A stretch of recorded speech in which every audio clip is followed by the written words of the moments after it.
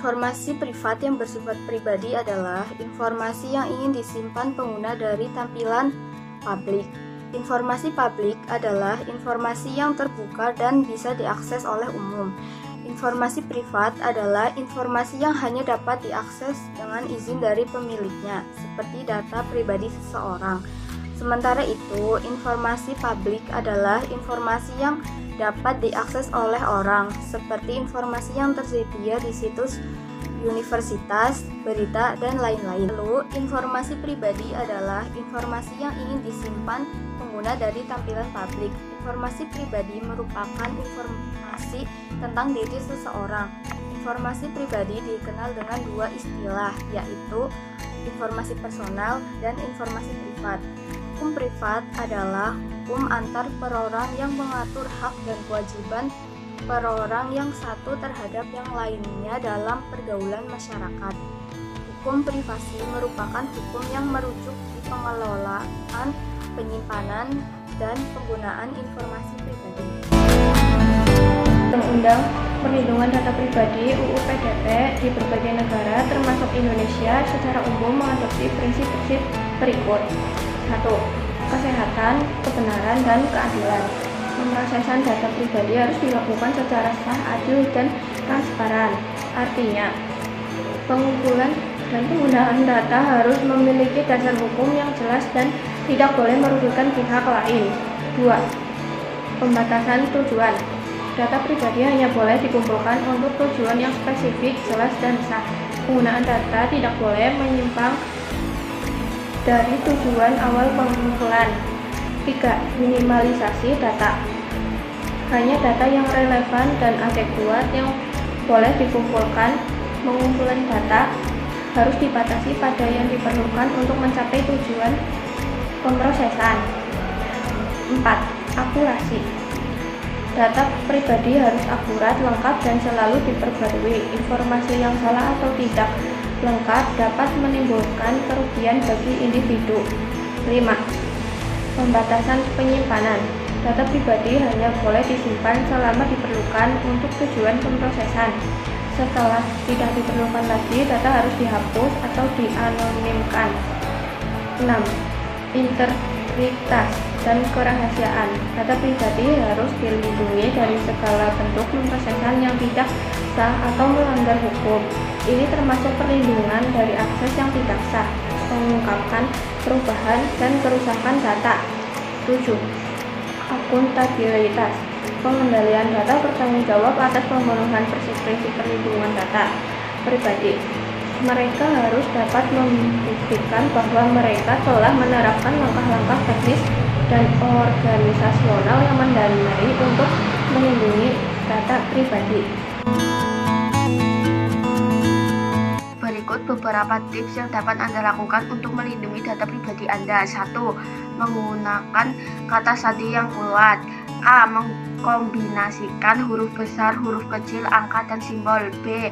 Menggunakan pengelola kata sandi untuk menyimpan kata sandi yang berbeda untuk setiap akun. 2. Aktivitas verifikasi dua faktor. A. Tambahkan lapisan keamanan ekstra pada akun Anda dengan menggunakan verifikasi dua faktor. B. Biasanya melibatkan kode yang dikirimkan melalui SMS atau email atau melalui aplikasi autentikasi. 3. Hati-hati dengan phishing. A. Jangan klik tautan mencurigakan dari email atau pesan teks yang tidak dikenal. B. Periksa alamat email pengirim dengan cermat. C. Jangan memberikan informasi pribadi kepada orang yang tidak Anda kenal. 4. Perbarui perangkat lunak secara berkala. A. Pembaruan perangkat lunak seringkali mencakup perbaikan keamanan yang penting. B. Pasang antivirus dan anti malware yang terpercaya. 5. Menggunakan jaringan wifi yang aman.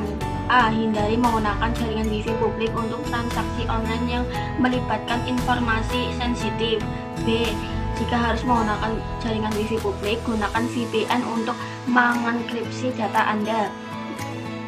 Tips melindungi identitas digital. 1. Kelola jejak digital Anda. Perhatikan apa yang Anda bagikan secara online. Hapus postingan lama yang tidak relevan. 2. Lindungi informasi pribadi. Jangan sembarangan memberikan informasi pribadi pada pihak ketiga. Periksa kebijakan privasi dari aplikasi dan layanan yang Anda gunakan. 3. Waspadai penipuan identitas. Pantau laporan kredit Anda secara teratur. Laporkan segera jika Anda menemukan aktivitas yang mencurigakan. Berikut beberapa jenis publik virtual yang umum ditemui. 1. Media sosial platform berbasis teks, yaitu Twitter, Facebook, Reddit, dan forum diskusi. 2. Platform berbasis visual, yaitu Instagram, Pinterest. 3. Platform berbasis video, yaitu YouTube dan TikTok. 4. Platform berbasis audio, yaitu Clubhouse dan Spotify atau komunitas. 2. Game online, seperti Battle Royale, contohnya PUBG, Fortnite. 2. Game simulasi, contoh seperti The Sims dan Minecraft. 3. Dunia virtual atau metaverse. 1. Platform 3D, yaitu FRCat, Second Life. Platform berbasis avatar, yaitu beberapa platform game online juga menawarkan fitur dunia virtual. 4. Platform e-commerce. 1. Marketplace, contoh Tokopedia, Shopee, dan Amazon. 2. Social commerce adalah platform yang menggabungkan media sosial dan e-commerce. 5. Platform pendidikan online. 1. Learning Management System atau LMS, adapun contoh seperti Moodle, Google, dan Classroom. 2. Platform khusus online, yaitu Coursera dan Udemy. 6. Platform kolaborasi kerja. 1. Cloud Storage, contohnya seperti Google Drive dan Dropbox. 2. Tools kolaborasi, contohnya seperti Trello dan Asana. 3. Platform meeting online, contohnya seperti Zoom dan Microsoft Teams. Juga membawa sejumlah dampak baik, positif maupun negatif. Dampak positif, aksesibilitas informasi. Informasi menjadi lebih mudah diakses dan disebarluaskan, memperluas pengetahuan dan wawasan.